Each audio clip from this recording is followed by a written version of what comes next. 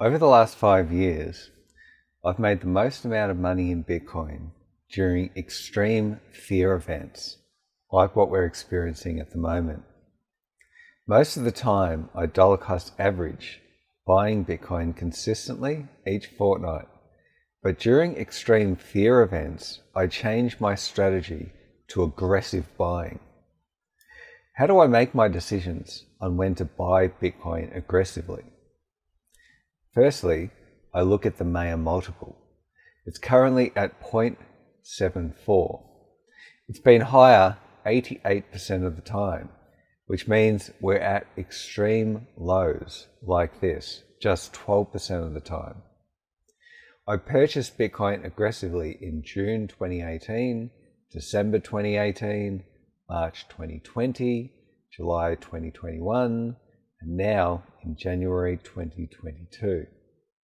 All times when the Maya multiple has been at extreme lows, like it is right now, knowing full well that over time we'll be back up towards the average or higher than the average. A multiple of 0.74 is roughly half of what its average usually is. That's better than buying dollar bills for 50 cents because it's Bitcoin we're talking about, which is the only asset on Earth which has a fixed supply. Now I'll take that trade any day of the week. The Maya multiple never stays at these extreme lows for long, so the buying opportunities are short. Secondly, the Crypto Fear and Greed Index. It's currently at 19, extreme fear. The index didn't even appear until February 2018, which was over 9 months after I first started buying up Bitcoin. When it did appear, I added it to my toolkit. Now I've circled when I was buying Bitcoin most aggressively. Thirdly, my Facebook page.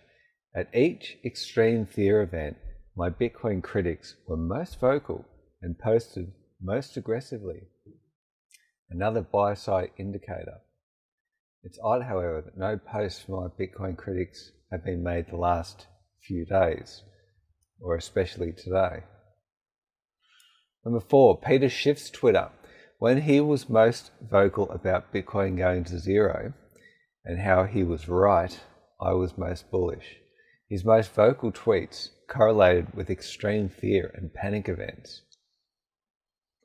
Number 5, lack of phone calls from the general public wanting Bitcoin consultations.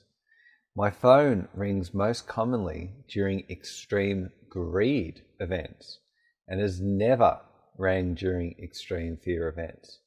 That's never rang during extreme fear events, which is the time it should be ringing, as it's the time of most opportunity for making money, but the general public doesn't see it that way. Number 6, emails from non-clients who tell me they saw my videos on YouTube and they've lost money following advice that I never gave them. So I don't give financial advice. People who have never paid me for a Bitcoin consultation, people who are not my clients emailing me, but pointing the finger at me because Bitcoin's down. Right? And they're blaming other people for their decision making. Number 7, simply typing Bitcoin into YouTube and reading the titles of the videos and looking at the ridiculous thumbnails. Look at some of today's clickbait. Why is Bitcoin crashing? Getting ugly for Bitcoin. Bitcoin massacre on the 1M. Will the Bitcoin slaughter end? Bitcoin crashing right now. Crypto market dropped again. Why? Bitcoin crash. Urgent 20k BTC price prediction. Number 8, Bitcoin Twitter. Are most of the comments fearful?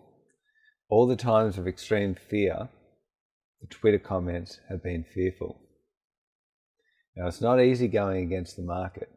During extreme fear market events like this, when I feel fear, when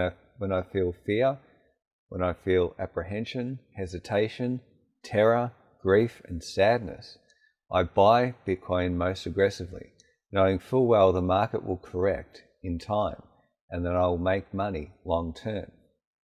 This is not financial advice that I'm giving to anyone. I'm simply stating what I do. I'll die on this Bitcoin hill. If, by Rudyard Kipling. If you can keep your head when all about you are losing theirs and blaming it on you. If you can trust yourself when all men doubt you, but make allowance for their doubting too. If you can wait and not be tired by waiting, or being lied about, don't deal in lies, or being hated, don't give way to hating, and yet don't look too good, nor talk too wise.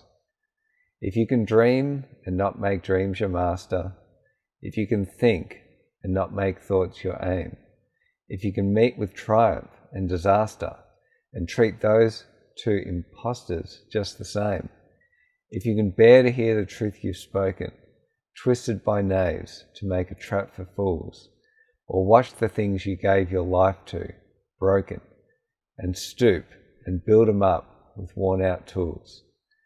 If you can make one heap of all your winnings and risk it on one turn of pitch and toss, and lose and start again at your beginnings, and never breathe a word about your loss, if you can force your heart and nerve and sinew to serve your turn long after they are gone, and so hold on when there is nothing in you except the will which says to them, hold on. If you can talk with crowds and keep your virtue, or walk with kings, nor lose the common touch, if neither foes nor loving friends can hurt you, if all men count with you, but none too much, if you can fill the unfulfilling minute with 60 seconds worth of distance run, yours is the earth and everything that's in it, and which is more, you'll be a man, my son.